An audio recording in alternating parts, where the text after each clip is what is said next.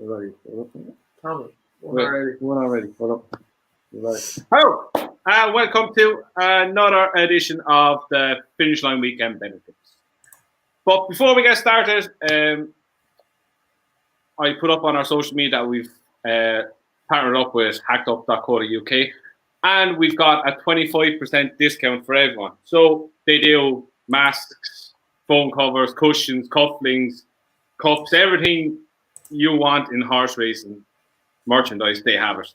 Go over to hackedup.co.uk, put in TFL25 and you'll get 25% off everything up till Friday.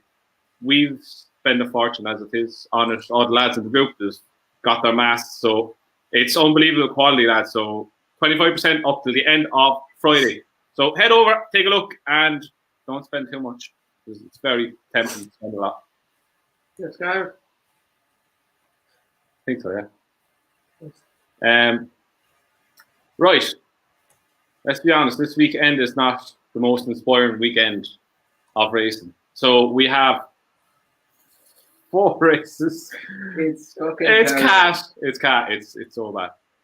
With 4 races we're going to quickly go through, but then Dave put up on the social media today on Instagram, anyone wants to put in questions for tonight. So we've a load of questions lined up that we're going to answer when we finish previewing the 4 races, which will probably take longer than the 4 races we're previewing at the moment. I hold up, I get you in shot. There you go. Right, so we will start off with tomorrow, Leopardstown, 3 o'clock, the Desmond Stakes. So the betting is going across the screen there. Somebody take it, please. Go on, Dave. Why me? I don't think any of us have really like this weekend. Look, I don't know. It's the race on much. It's a time of year when I be honest, I don't have a lot of bets. These kind of 3 weeks. My God. Brian's off already. Way.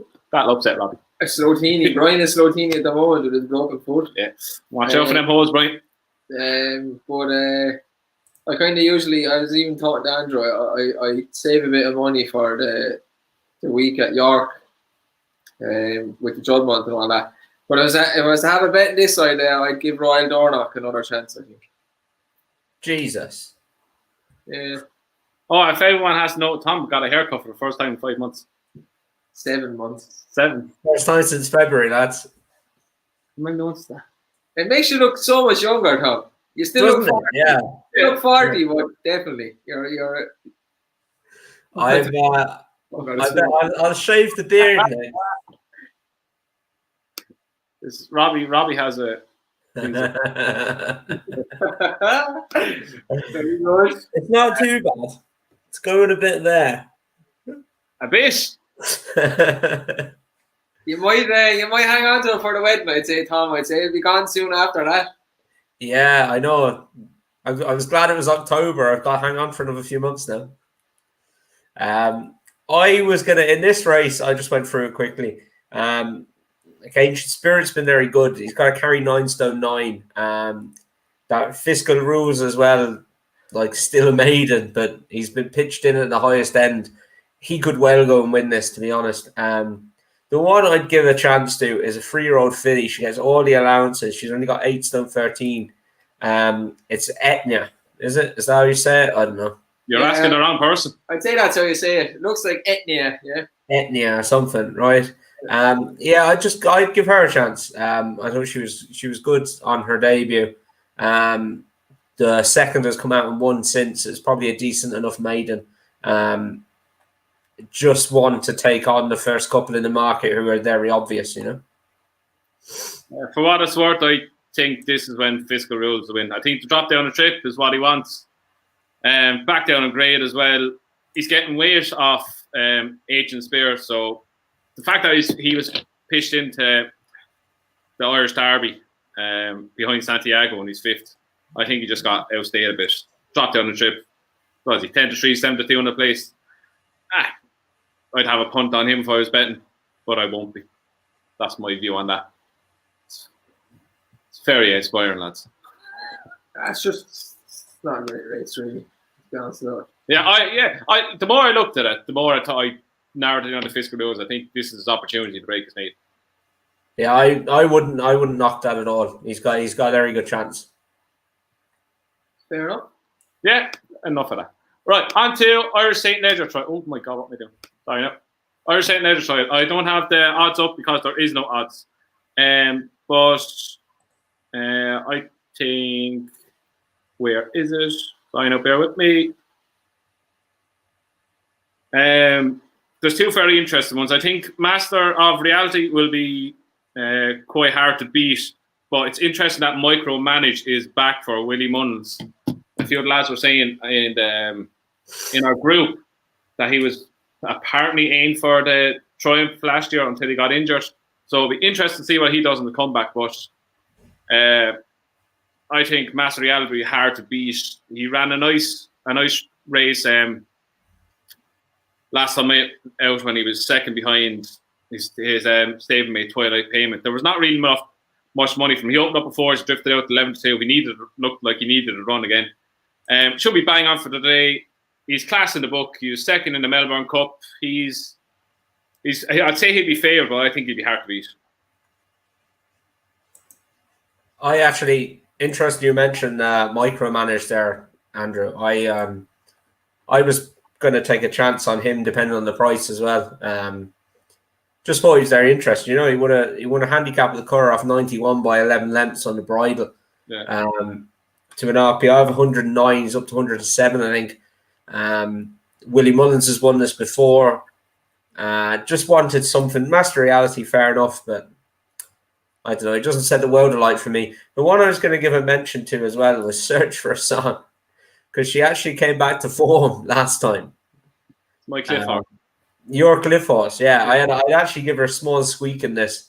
And the obvious one there, lurking off 9 stone, is the improving Delphi. Yeah. But look, yeah, I've mentioned 4 from there, and I'm still not too confident. I'd take a chance, Micromanage, I'd say. It'd be interesting to see the way it's priced up in the end.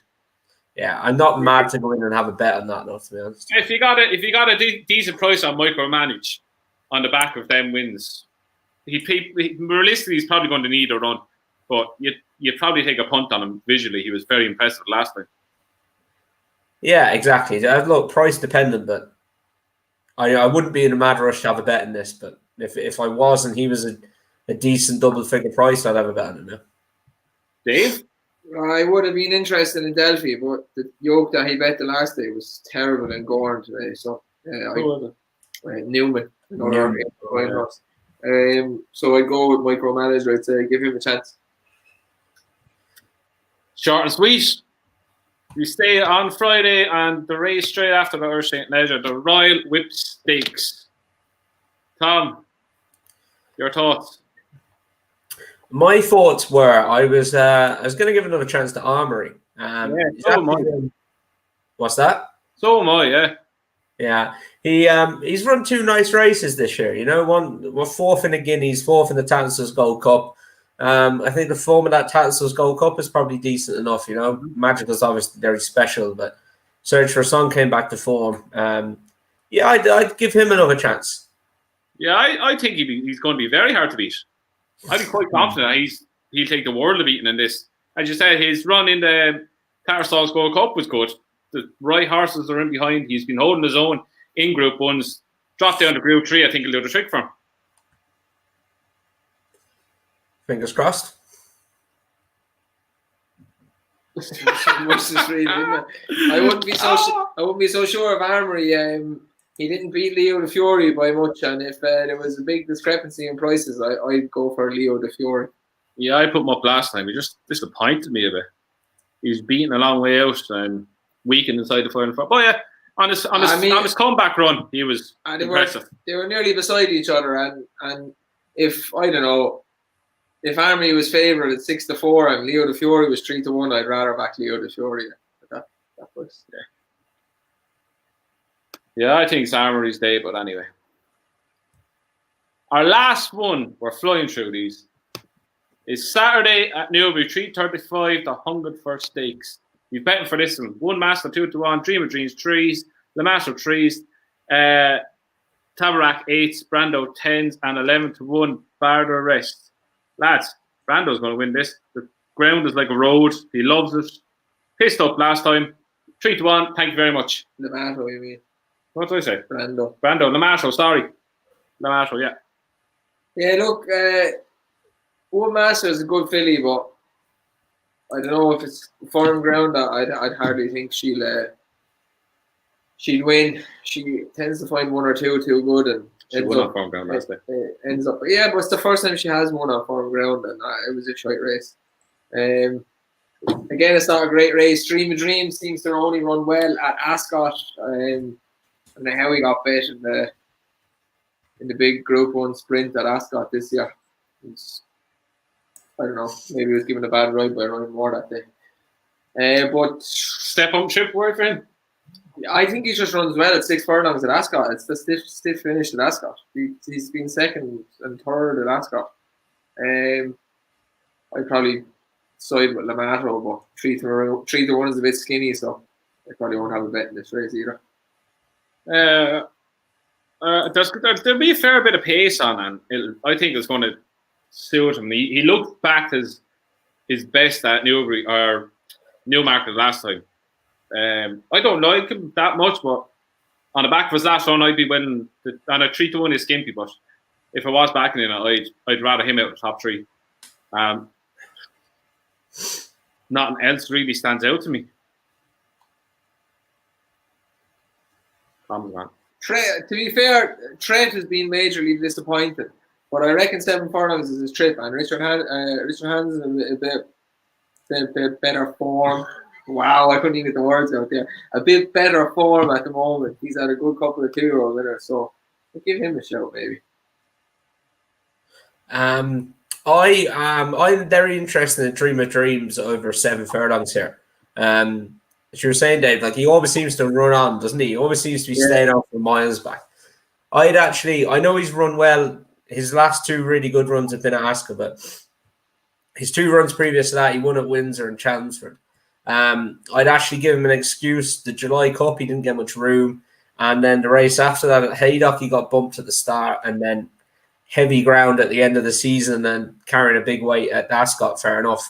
I thought his comeback run was very good. And he's run over 7 furlongs 4 times before. He's won over it. He was an impressive 5-length winner over it in a stakes race, in a conditions race, and then he's been second twice. I'd give him a chance. I think he screams out that he wants to step up to 7, so I'm glad to see they've given it to him. And he's pretty, like, I know he's had a few excuses, but he runs his race when he gets his chance, you know. But that's actually a grand show. Like, it's much of a muchness for me now in this. I won't be betting in this at all. But we split the difference. You're going for the Mato. I'd say I go for Tret. I'll give him one last go, and Tom is going for Dream Dream. Yeah. Should be a good race though. We pulled up 3 different horses there with chances, you know. Yeah. Right. As I said, did you ask me for selections for Tramore? Are we getting on to that? We go there now. We'll go there now. So as I said, Dave put up on his Instagram today, people send in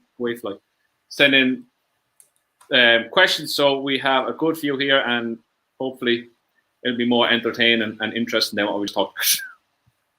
So we will start off. One fight across country to break Tom's heart. There's more hope at Siobhan not turning up on your wedding day than my fight across country. Yeah, like he only ran all right in the last day, didn't he? And yeah, no, he's gone at the game for me. It's Jesus Christ. Oh God. I'm not even putting that up. You can't put that up. I can't put that up. I'll show you later, Tom. I can't see any of this. I'm blind. I'll show you later. Is it Robbie? Someone wanted to know. Go up there. This? No, go up a bit. Right, keep going. It was a value question. Oh, hang on! I just found a button that says comments, and now I can see everything. Can you? Yeah. Someone asked about Jane Mangan. Where is it? There it is. This one. Actually, this is Question no Who loves value? Is lunch with Jane Mangan for 1,000 value? Depends on a few things.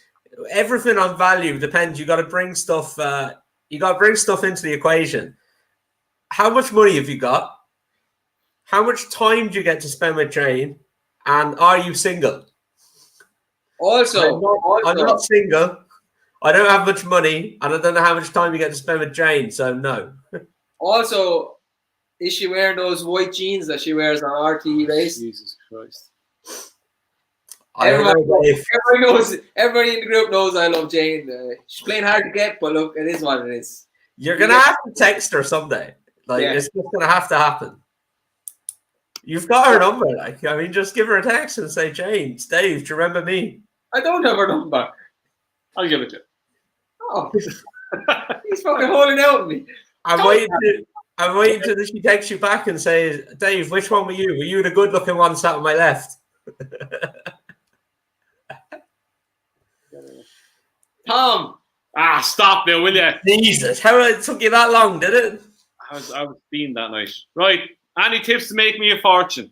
Right. This was a question from just a girl that just wants to have a bet here and there and back a couple of winners. So I said to Andrew, we put it up, and Tom is going to give us a few tips on how to make money betting and be smart about it. Oh God, can I go make a coffee?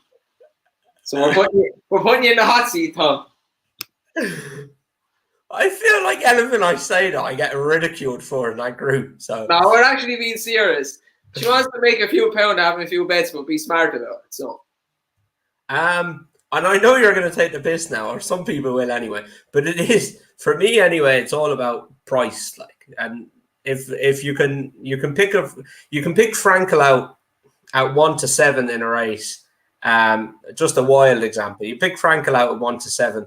If Frankel was 2 to 1, you'd back him. If he was 1 to 7, you wouldn't back him. You know, you need to get on at the right price, and you need to be brave enough to make a decision that no, it's too short now, and you think its price is too short, and that actually reflects its chance. I'm just reading Kubo's comments. Look, the lads asked me. No, that's what it's about for me. There's a few tips I've been given and stuff, or horses I've looked at, and the price kind of represents them, and be selective as well. And actually, the biggest thing I found this year, and I've done it since the lockdown, is focus on a set of racing. So I focus now on Irish racing. I rarely have a bet on English racing at all. And my God, is my strike rate and everything improved for that. All my stats are compared to years before are out the window. I got a friend, Nat. He bets a lot on French racing. We all take the piss about the French yaks, but he knows the French form and he's very selective on that. I wouldn't have a Scooby-Doo about the French form. He tells me to back a horse and I back it. I wouldn't have a clue what's running in the race or whatever. But he knows what's going on, and I've kind of done. I'm the same with him then with Irish racing. He wouldn't have a clue what's going on in Ireland, and I'd follow that closely. And the same with England. I wouldn't have a notion what's going on in England. So focus on a set of racing and go for it. The Irish racing is a lot easier to get a hold of because there's not as much compared to the UK. So I've done that over the last few years as well. I'm just solely concentrating on the Irish horses, and I've not even looked at anything in England. And it does help a lot, as Tom said. Just concentrate one area, or be it Ireland, be it England, be it France, or wherever. You narrow it down. You keep an eye on the form. You keep a record of it, and it'll all come together in the end. More or less. That's the plan anyway. Now, this is where it's going to get fun. What's the Gold Cup Tricast going to look like? I'll go last. I'm going to have to think about this. I'll go first. What? It all depends on if top of the game gets there. Right, we'll put it like this. All the horses that we expect are going to be there, turn up. Top of the game, album photo, and Santini third. Top of the game? Top of the game will win the Gold Cup if he gets there in one piece.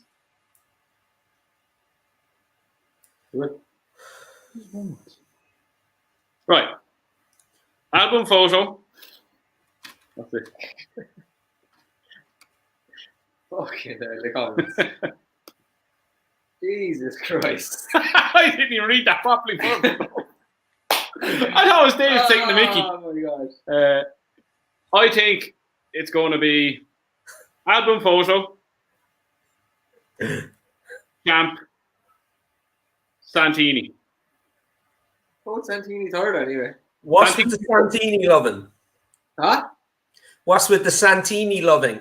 He'll be placed. He'll be running on when past tired horses when it's over. He'll be third or fourth, but he's still fucking useless. If Champ sorts out his jumping, he's the biggest threat in my opinion. I have Champ back twice now, and if he sorts out his jumping, he'll win. But I can't see it happening as much as we joke about it. Champ, you gotta jump. You can't make that. You can't make more than. You can't even make one bad mistake in a Gold Cup and win. It just knocks you out of your rhythm. You have to get in a rhythm. But if he gets there, do you know how fun it's going to be watching him? Because it's quite likely he could run out and take horses with him and everything. Can I take Champ out? Change my mind. No. Change my mind. No. Change my mind. No. It's going to be album photo. Santini's going to be second again. And Manila Indo is going to be third. Go away with that fool. Go on, Tom. Album photo. Go on. Presented Percy to break my heart. And Manila Indo. Ooh. Interesting. This I agree with. This is why I changed my mind. Champ needs Barry Geraghty. Or AP to come out of retirement. Nah. No. Nah, he'll be alright. He will. He'll sort out his own. Either be on him and be all right. Here, just on that. We were debating that the other day about who the jockeys and stuff. I saw John O'Neill give one a ride there the other day. It could have been you. The day we were watching it, he's a really good rider. Oh my God, he looks like McCoy. Yeah, he does. Was the bit in the 3 mile chase? I think he had no right to win it. It came from Is that you, Toxeter? Yeah. I actually backed the horse, and I said he was well bet. I said he'd no chance, no right to win that. I thought you were English racing, Tom. Fraud. Fraud. Do you know what I was doing? I was getting ready to go out. I was getting ready to go out, and I had a look at my phone, and I saw it, and I said, "Fuck it, I'll throw a tenner on that." So I did. This is what I tell the lads in the group. I go on about the value and stuff, but I have my little pocket of money to throw away as well. Like so, falls off the bandwagon every now and then. Yeah. Look, here's Santini's biggest fan. Delta work. Robbie, stop. Imagine Santini wins a Gold Cup. It'd be so disappointing, wouldn't it? Oh, it won't happen. So it's so disappointing. It'd be the worst Gold Cup in living history. If a 4 mile horse wins a Gold Cup. Next, before he gets the right in. You have a 2-year-old colt and a 4-year-old gelding. Where do you send them, excluding Willie Mullins and Aidan O'Brien? Tom, go first. Go on. Okay, go first. Now, Joseph O'Brien and Joseph O'Brien. The 4-year-old gelding goes to Henry de Bromhead. I think he's not under the radar, but he doesn't get the he doesn't seem to get the plaudits that like Willie and Gordon do. And I just feel if you want someone, you never see a horse come out of Henry's and improve, put it that way. And I just think that's a good mark of a trainer, that if a horse leaves their yard and improves, you're going to all throw Size and John at me now, but I think he was running over the wrong trip. But as a general rule, you don't see it happen. A 2-year-old colt would depend on what distance it was. If it was going to be a staying horse or a sprint horse. 1 mile 2. Mile 2. So you're heading for a derby. without saying John Gosden, I mean, that's the obvious one, isn't it? Joseph over here, we've got a horse with him, but I'd be very happy to send one to him as well. Especially a staying type, actually. I think he brings them on quite well. So, yeah, probably either John Gosden's the obvious one, but Joseph. And the other person is Archie Watson. He does very, very well with his horses. Sprinters, yeah. You? I'd send a 4-year-old gelding to Joseph, and I'd send a 2-year-old colt if we're staying in Ireland. Johnny Morta, to be honest. I think he's turned out to be a pretty decent trainer. Yeah, Johnny good. He's banging in some winners lately. Yeah, he's doing well with maiden winners and everything as well. So yeah, I'd give him a shot. 4-year-old gelding. Have a guess who it then? Henry. There you go. I'd send a 4-year-old gelding to Henry, and 2-year-old colt Donica, because I think he's just going to be one of the best trainers in the world. Even though he has the ammunition to go to war with, but he's a smart kid as well. For the age of him, he knows the time of day. Like, that he'd want to be around all the horses and who his father is, but he's living up to the hype. Another one, just to throw in a national hunt trainer who goes under the radar in Ireland, who is exceptionally good. Who? Go on. I said I whispered to him, so I thought you were going to say Martin Brassel. Oh, I didn't say that. Who did you say? John McConnell. Martin Brassel only has a small string of horses, but when they are right and when they are ready to go, they go very well. He goes under the radar. Man of few words, but he's a very, very good trainer. We'll just jump into the comment section for a minute. There's a few popping up that we'll throw in. Is this law certainly for Kentucky Derby on Saturday? Yes. Yeah. Yes. It's not on Saturday, is it? No. Say it's in September. Yeah, September. Whenever it is, it's a steering job. I have an 8-1 docket. Boom. Where's that one you seen? Mark Smith, yeah. You think Love will win the Arc? Yeah. Do you think Love will win the Arc if she gets her fast ground? Yes. Yeah. Maybe, yeah. Maybe or yeah. I never seen a man turn off a horse so quickly as you did. Like, we can go back 6 videos. Love's a certainty. Oh, I'm not going to beat Love. Enable wins. Love is a superstar.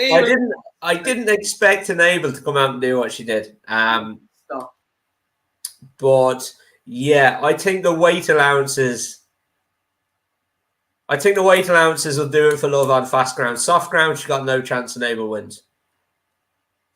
I'll back Love. Yes, it's on the one. There's another one. Henry has the best jockey in Ireland. I agree. Rachel Blackmore. Agree. Yeah, she's not far off it.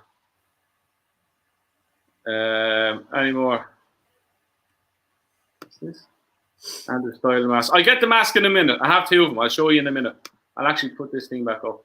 We'll jump on to the next question first. Which meeting, race, and horse means the most to you? Meeting, obviously, is Cheltenham. I'd say it's probably the same for everyone. Race is my favourite race of the entire year. I know. Midlands National. No, I like that. I do like the Midlands National. He loves it. My favourite race of the whole year, bar the last 2 years because it was useless, is the Hennessy in November. I love it. It's not so good since it changed its name. Yeah, it's not attracting the same horses, but I love that race over the years. And the horse that means the most to me, my favourite horse is Denman, but the horse that really means the most to me is Big Bucks. Really? Yeah. That's fair enough. Tom? Meeting is obviously Cheltenham, although I love Tramore. It starts tomorrow, the August Festival. That's where we're from, and it's race week in Tramore is fantastic. Race is, I love the Supreme Novice just because you're just buzzing for it. You're ready for it to go. Everyone's got a fancy. The bookmakers are doing each way the first 7, so you've got about 8 bets on. It's a very long day. We've been up since 5 a.m. like. And the horse. There's two of them. Best mate. I was the first time at the Cheltenham Festival was to see him win his third Gold Cup with my dad. That was unbelievable. And One Man as well. Good horse. Back in the day. Oh, I used to love One Man. Yeah, Good little story. I remember coming in and he'd fallen and died, and my mom told me, and I bawled my eyes out. Absolutely bawled my eyes out. Yeah, I used to love One Man. He just had a great way of going and jumping, and yeah, he was very good. Mine, same as the rest of them. Cheltenham race. To agree with Tom, it's a pre-novice hurdle. It's the first race at Cheltenham, and you're just 12 months of anticipation at half one of the Tuesday Cheltenham. It's just unbelievable, and it helps that we've actually good record of backing the winner in it. Horse, I've two. First one is Denman. He's the horse that got me more or less into racing. When I first properly got into it, the Gold Cup, which he won, was when I started really getting into it. And the other one, Sizen John, the one that kick-started the finishing line. Absolutely love him. He could run tomorrow, I wouldn't care, and I'd back him just out of sentimental value. God, man, you're not coming back. He'd win the Fox Hunters. A few are putting in their ones. Oh, Shock Kubos. Underso. Okay, Buckley is Demon was class, yeah. Unbelievable. Leopardstown Christmas meeting. That's good. The Dublin Racing Festival is starting to get up there as well. It's doing very well. Yeah. Punchestown's great meeting. Punchestown's unbelievable. We go there every year. And I throw the Ark in as well as an unbelievable race. It's just it brings together all the older horses, the 3-year-olds. It's a clash of the generations. They always seem to turn up, and then you throw in it's in Paris. It's just fantastic. It's a great race. Here's another good one. Welsh National. That's a great one. Okay. That was just information we got about horse tomorrow. We're just told not to back him.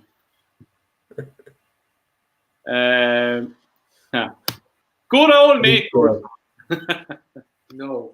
He's going to both up next time, lads, isn't he? No.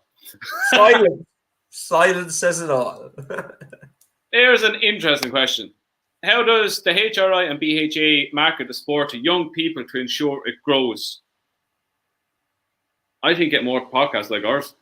More just target young people.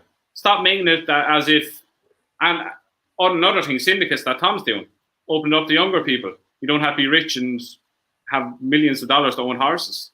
Like it's becoming a younger people sport. You can see like through our following, it's all young people, bar Kubo. I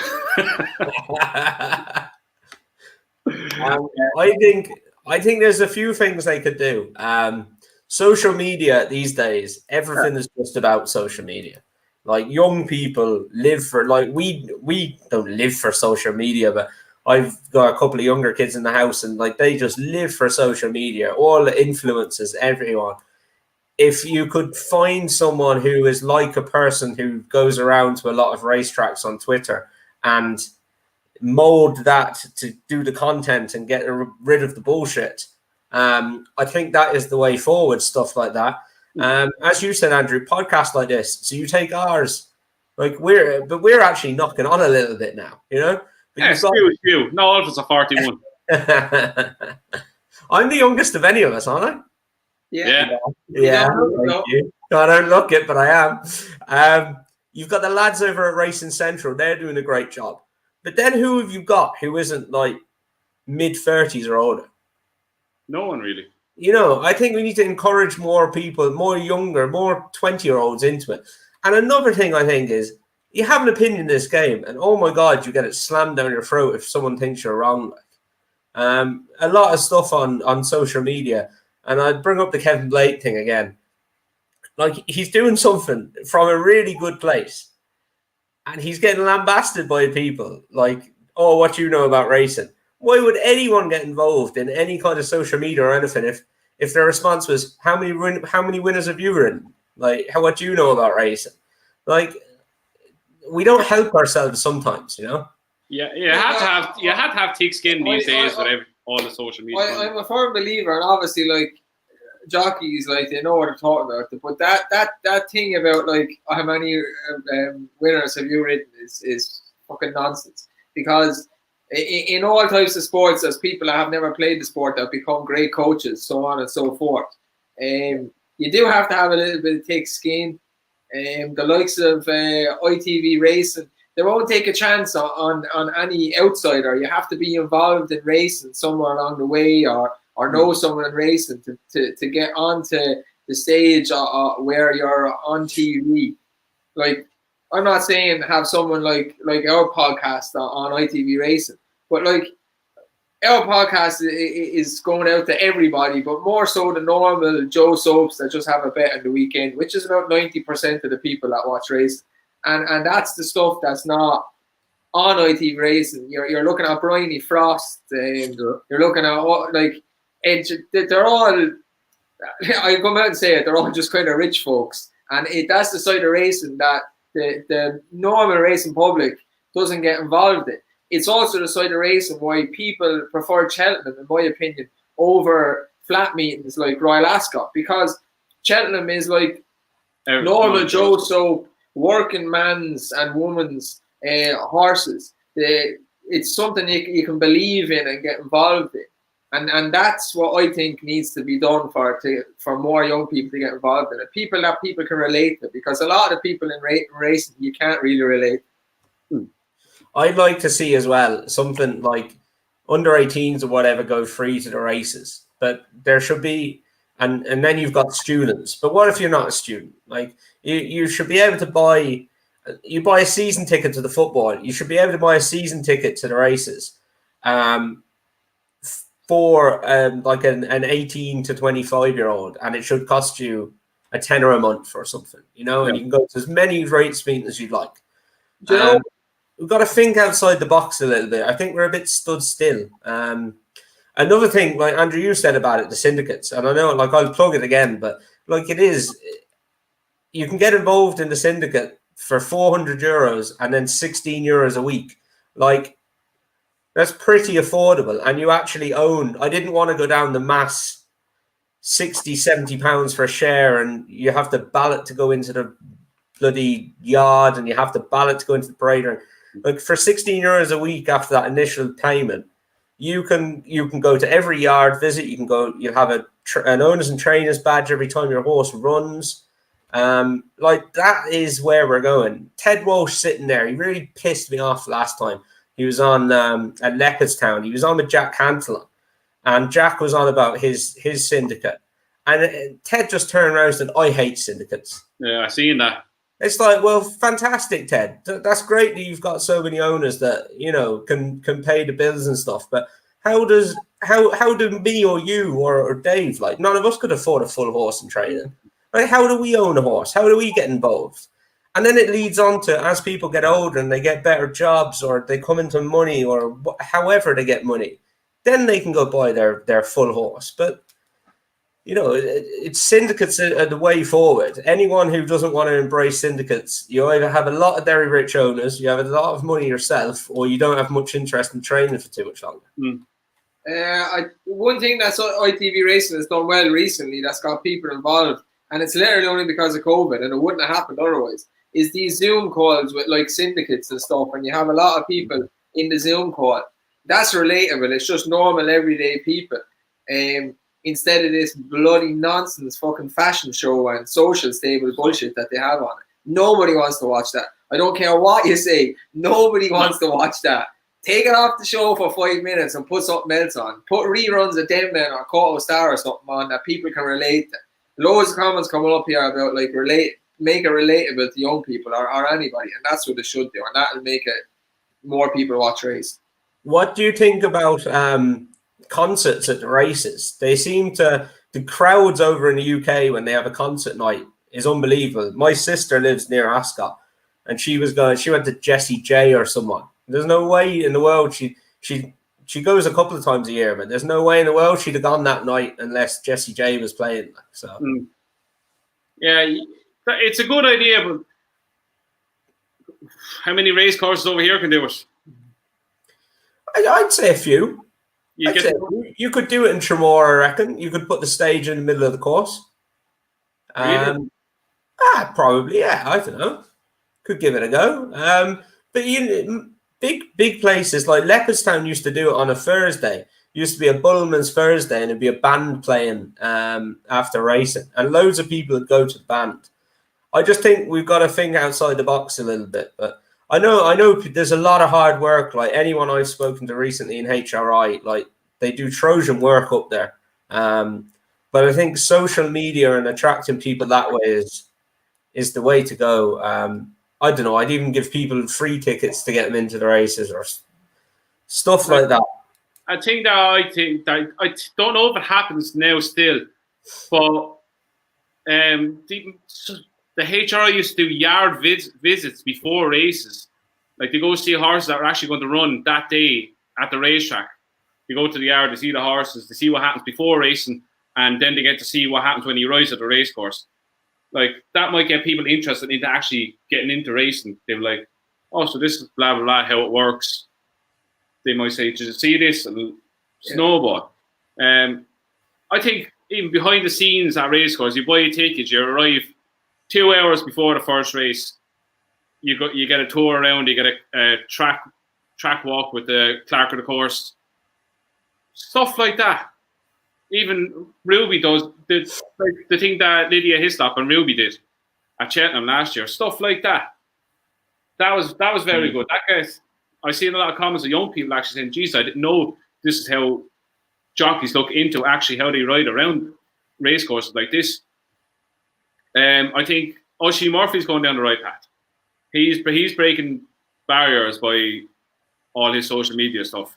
He's doing live chats every day. He's going on after racing and explaining how races fell into his lap or how he gave a horse a bad ride. And he holds his hand up. He doesn't hide behind anything. Yeah, there's a lot of things you could do, but as you said, like most people in the hierarchy in racing are of an older generation, and are not open to new ideas. So are we banging our heads against a brick wall? I know. I think it will move forward. And as I was saying, like the person, just thinking about it, the person I'm going on about is the racing blogger, and we've spoken about him at length. And like some of the stuff he does, you're just like, why do you do that? But like he came over to Ireland for 2 or 3 weeks, and he was bloody brilliant. He took you into yards. It felt like you'd been and visited the big horses in the big yards. Everyone gave him access. He went to the races. He got interviews with everyone. He gave you a behind-the-scenes tour of the races. He's in France at the minute and showed you around Clairefontaine yesterday or the day before. I would never have thought of going to Clairefontaine. There's a lot of French race courses I want to go to. Clairefontaine was not on the list. Racing blogger showed it to me yesterday. By God, it's nearly top of the list now. I'd love to go there. It looks unbelievable. That kind of content is relevant, and it's what people see on Twitter, on Facebook, on Instagram, on social media. I think we need more people doing that, you know. Like we were even talking about, me and you, about doing that with Lamloom whenever we get to the track. We said about it, yeah, and like obviously it'd be good for the show because it's unique content, and we were saying like nobody else is doing it, so like you know we can go to the races and just give a complete behind the scenes and show all of our viewers and make it like they've been to the races, you know. It's easy to do. If me and you can sit down and think about doing it, it's easy to do, you know. Exactly. Right, we will move on. Questions came in there from Kubo. How to get rid of standing start stats? They are killing Cheltenham. Last 2 Tuesdays have been ruined by them. Well, I think the standing starts are an absolute joke, especially at Cheltenham. Everyone's geared up for it. Yeah, the young lads might go a bit early, but just leave them trot in again, walk in. You're compromising horses' chances by having standing starts. It's not fair on the horse. It's not fair on the trainers. It's not fair on the owners. That's my view on it. I think just if they come in too fast, send them back again. Give them another chance. They do it a second time, then go stand and start. At least give them 2 chances. There has to be a better way to do it. So. You can't just false start, right, lads, all stand in a straight line and try to get your horses going from the stand and start. Yeah, I think maybe, I don't know, you need to get plenty. I think if you talk to some jockeys as well, they'll tell you that they feel that they may not get enough notice from the starter as to when he's going to let them go. So I think sometimes the jockeys are trying to anticipate it before it's going to happen. And you'll see a lot of starters, they'll be 20, 30, 40 yards away from the starting line. And out of nowhere, I mean, they could be talking to them, but not from what I see. Out of nowhere, they're just like, okay, lads, bang, and you're off. So you're anticipating that all the way. I think if the starter is talking to you saying, okay, lads, walk in now slowly. When you get to this marker, I'm going to let you go. And let's have that marker 10 yards behind the tape so that, you know, he can. As soon as they get to that marker, they know they're going to go. They're not allowed out of a jig jog towards it. Off you go. Yeah. Like there's a video going around of Davey at a start somewhere. I don't know where it was. But him literally shouting at people saying, just walk, lads, just walk. You can go as fast as you fucking want then out to the first. That's the thing, like, it's not rocket science. Keep your horse in a line with each other. The second the tape is gone, then you can go bang out. Like, not everyone wants to go from the front, like, so there's going to be room for people to go. I think the communication, as you said, needs to be more. I think they need to even bring the speakers up more and have 2 or 3 down the line so that everyone can hear them. Yeah. Because even I say people in the middle might hear it. Being horses breathing heavily or people shouting across each other. Yeah, move on. Next one. Who's the best all-round horseman trainer right now? This was from Robbie, and it's either flat or jumps. He said whatever you consider, and he said his what he thought was the best horse at the moment or the last spoil is Tiger Moth. Okay. Tom? The best all-round horse in training right now. I just love the way Stradivarius does stuff. I just think I keep banging on about it, but I think he's got everything. You know, he relaxes, he settles, he quickens, he stays. He does it on soft ground. He does it on good ground. Every time we go, oh, we'll get him beaten today. He's only got beaten once, twice if you include his comeback run this year, but we knew he was going to get beat then. Yeah, I think he's a lovely, lovely horse. I love him. I think Envoy Allen. I just think the world's his oyster. He can go from the front, he can go from the back, he can go from the middle. He can give horses 15 lengths with a furlong to go and still beat him. He's an absolute tank. I think he wins over any trip. I think he wins the Gold Cup next year. Tiger Roll. Huh?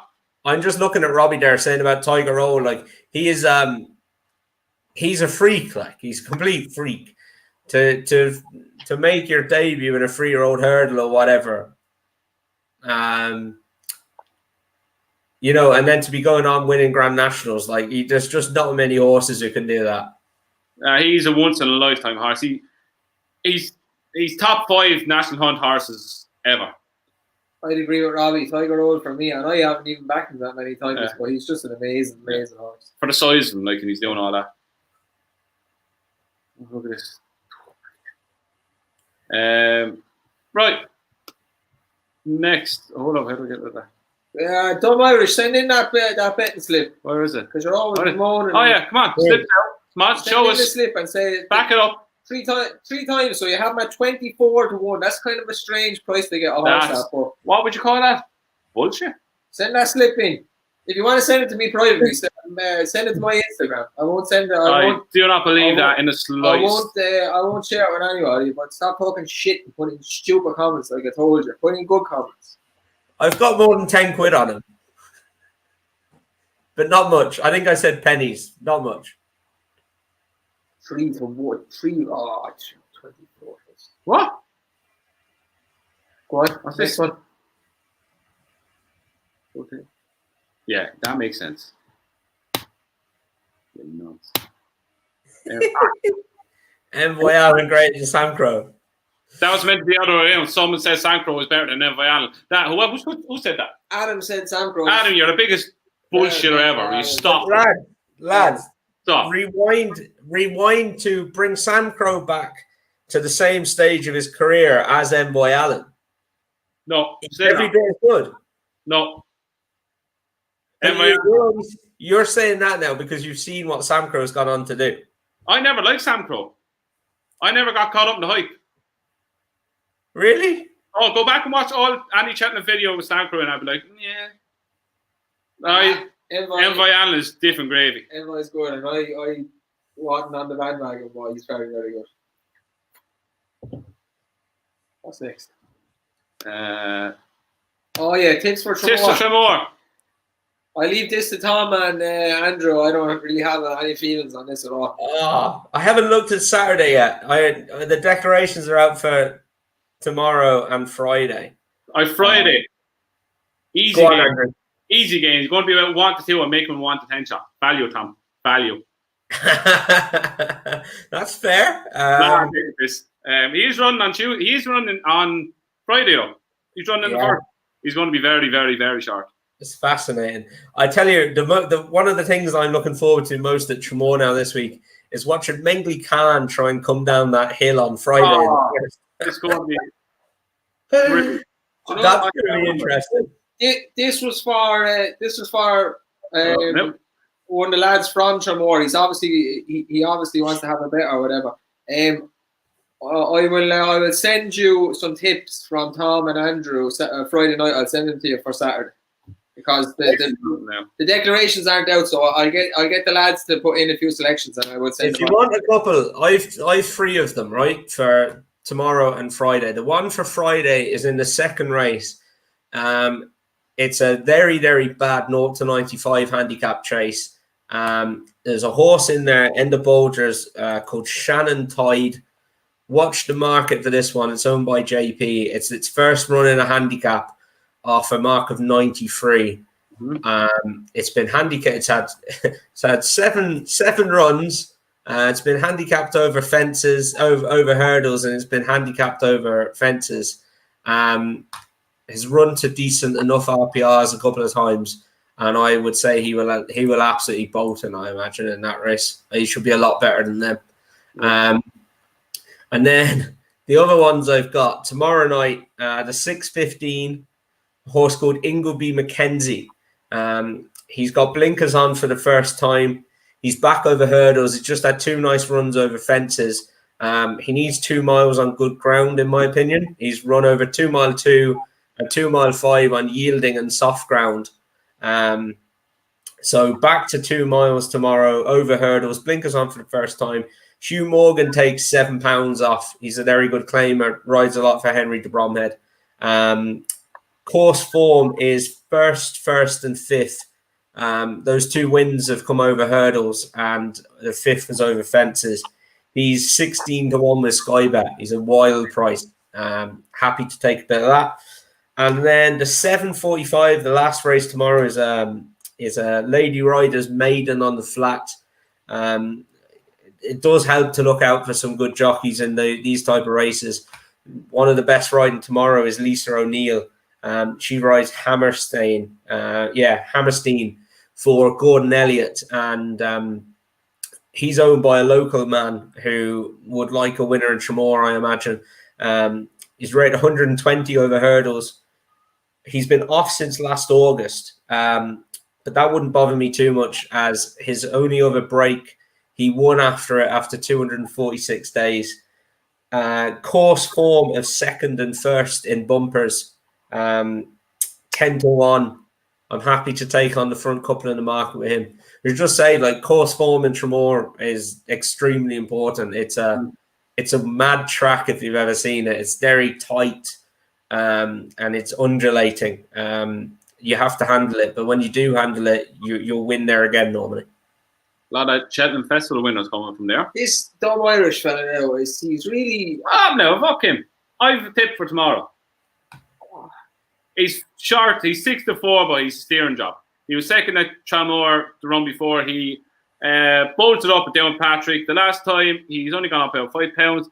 Got a getaway. 6-4 Shane Noah, Patrick Corbett is on board. That is an absolute terrible race he's in. And I expect Naturally Blonde to follow him home at 15-2. He will absolutely bolt up. And I'm going against Tom and Lass. I think my sister Sarah is an absolute steering job. Dumb Irish, right? You're denying me now. What price is those two, Andrew? Sit back and enjoy right, this. I don't understand, right? But all your nonsense fucking post there on the side in the comments. If you're such a good gambler and better, what are you doing and calling us fools? What are you doing watching our podcast every week? Literally every week.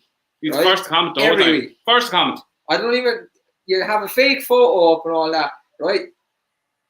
Put your money where your mouth is. I challenge you to a charity boxing match, and we'll do it for charity. Oh, I'm all for this. Because you're annoying me now. This is what we need in podcasts. You don't see Emma Kennedy calling people out like that, do you? This is brilliant. Where and when? How many? I don't care. Whatever. Give him 6 months. I don't care.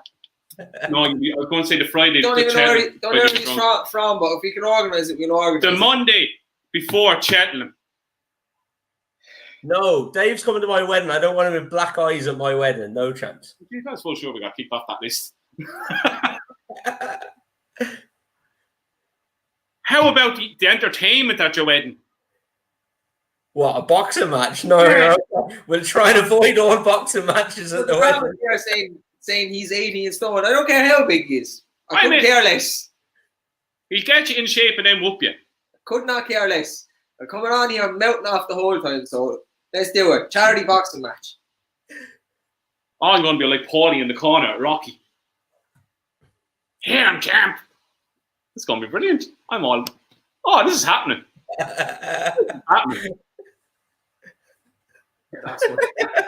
Robbie wants to referee. I'd allow that. I think that'd be quite funny. You just leave that and go.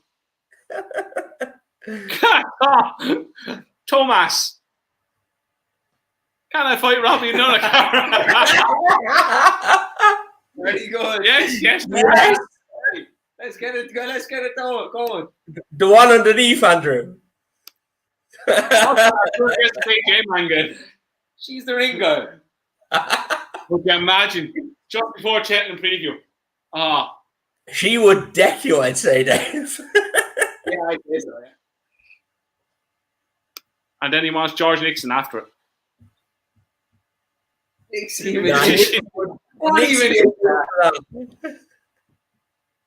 Look at Matthew put up. Yes, Matthew. You can leave my corner on Matthew. You can have the sponge. Have we got anything else? Do we have anything else? Carl had a funny one. This the is last one.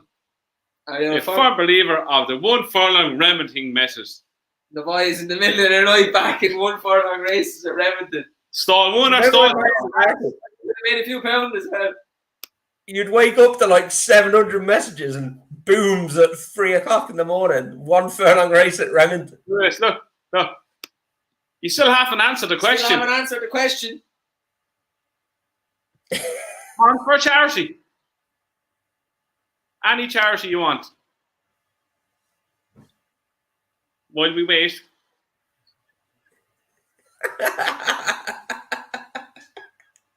We don't. That's the funny thing.